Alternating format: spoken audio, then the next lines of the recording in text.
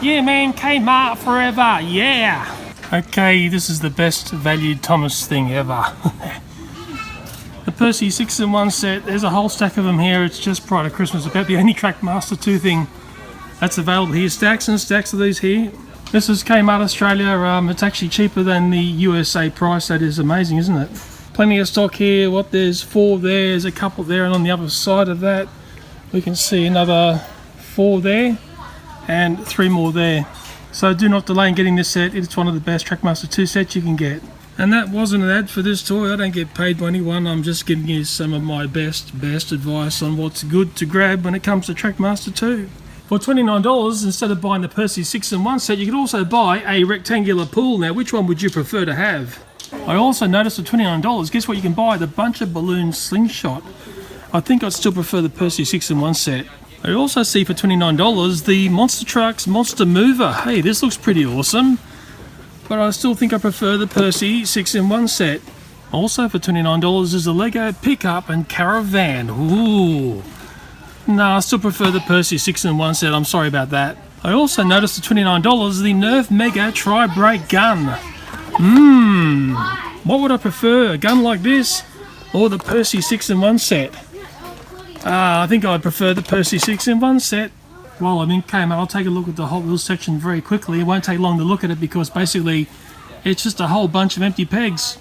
Look at that there. How can you make money from that? And while I'm here, and strangely there's no background music playing, I'll show you the normal Thomas area. The Percy 6-in-1 set actually normally resides in there. In fact, there you go. There's one right up the back there. I bet you never find it up the back there. Busy Day outside all. Thomas Adventure set there. The Zip Line set. That was on special here and came out for $20. I thought that was a good price. That set there.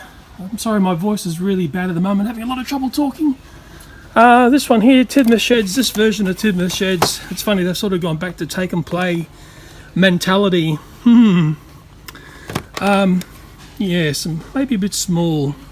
Maybe I need to do a study of how Tidmouth Sheds has changed over the years. These sorts of Thomases here have been around for a long time. And of course there's James there as well. Okay, Thomas and Friends Adventures here. I won't say anything here. You can see what's available there. It's sort of okay stocked. Thomas Wood, apparently, there's people telling me Thomas Wood or the non-painted or semi-painted version is going to be replaced or fully painted. They've been a very good price here. A bit of empty peggerage here. Trackmaster 2 stuff here. Okay, you can see what's there. A bit of the little baby kitty stuff here. Strange having no music in the background. Trackmaster 2 3 sets have all gone. Okay, there's that there. No one's going to touch that because someone's played with it. Yeah, well, actually the Lexis are gone. Someone has bought the Lexis. Thank goodness for that. I've taken my advice. Minis. I'm not seeing these sell like they used to. This one here, I've actually bought one of these. It's like a money box thing, sort of thing. Okay, count with me, Thomas thing. Okay. A couple of those. I think that's quite a nice toy. The only thing is, it's one of these Thomases. It should have 3 wheels or 6 wheels all up, and that worries me. So there you go. Yes, at least the Thomas area is more than one bay or one cell. That's designated as a cell. That area there, and at least we've got 2 cells. That there, plus that there. There are times in the year when Thomas area shrinks just to being that size right there. I'll show you one thing here. It's the Fortnite toys. I've been watching some of this stuff sell very hard and fast and at a very high price. Yes, sets like this. Okay, rather nice. My son wanted this for Christmas. These loot boxes here, these go really, really fast. So a couple of boxes of these here, they've all gone apart from those 2 there. I don't think the llamas are going to sell. They just seem to be piled up there. And this set here, you can tell me whether this is good or bad. My son also wanted this, so don't ask me why. Yes, okay. Fortnite toys. Maybe, well, maybe it's best to pick those up after Christmas. Maybe they'll be a bit of a better price. Yes, especially things like the llama here.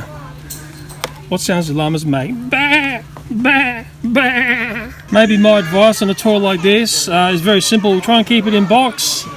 Because I started to look at this and I saw who was behind making this, and maybe that's why I'm saying to try and keep it in box. Who knows, it might be worth a fortune in the future. Oh, we'll let one final secret out of where I buy my things. And someone did ask about this. Where do I get my rubber chickens from? It's from Kmart. And actually, there's only one left. They're a very popular seller, maybe because of the way I show them. There's one here looking a little bit like roadkill, looking a little bit flat. Does it squeak? It needs resuscitation, that chicken. Yes, that's it there. They're $5. It's a dollar item in the USA, I dare say. But for some reason, it's been infiltrated by other things there.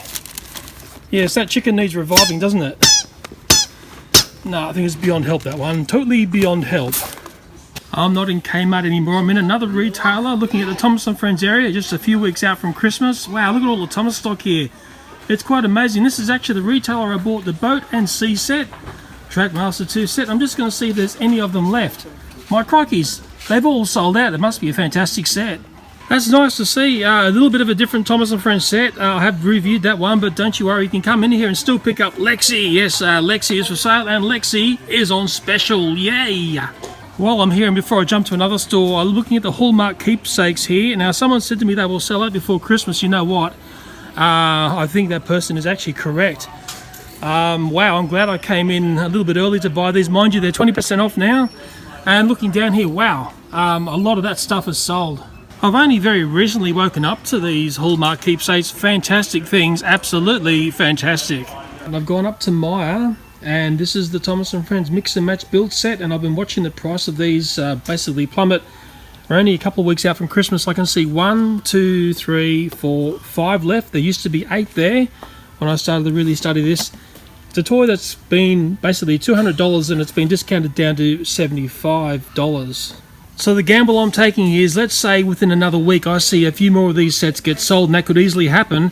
Then I will come in, I'll surrender to $75. But let's say if these don't sell before Christmas, then there'll be an after Christmas sale, and a set like this, and it's a fantastic Thomas & Friends set, could easily reduce to, let's say, $50 or $40. Crikey's, at that price, it's a bargain.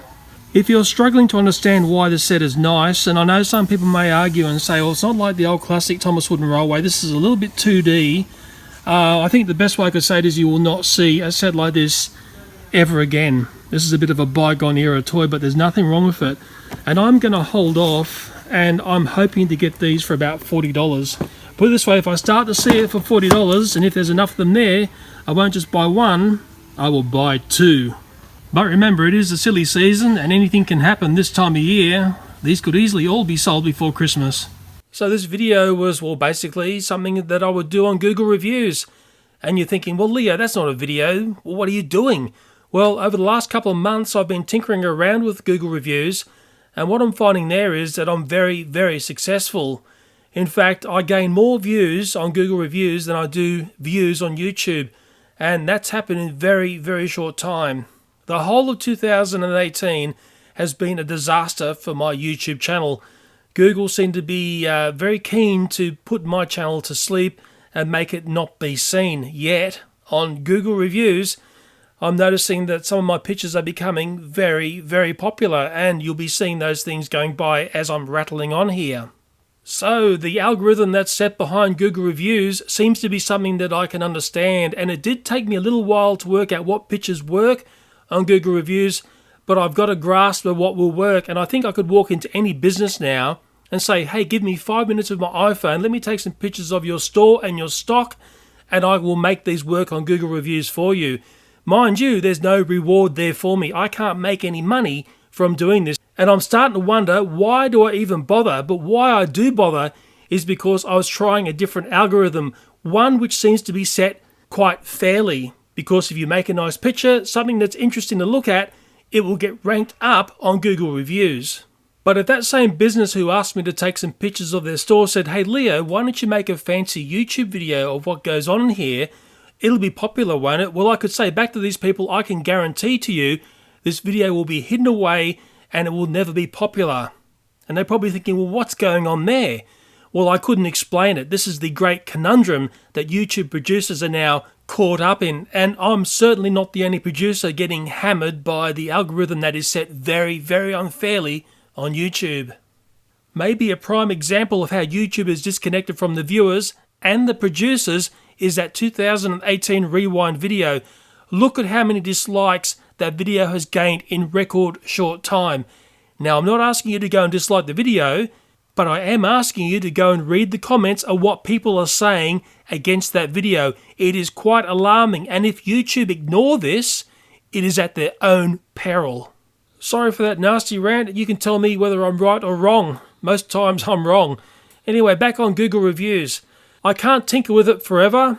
There's nothing in it for me, from what I can work out. I don't understand the reward factor to putting up photographs that become very popular on Google reviews. I dare say it just builds up the Google empire. I'm like a minion for that company by doing this.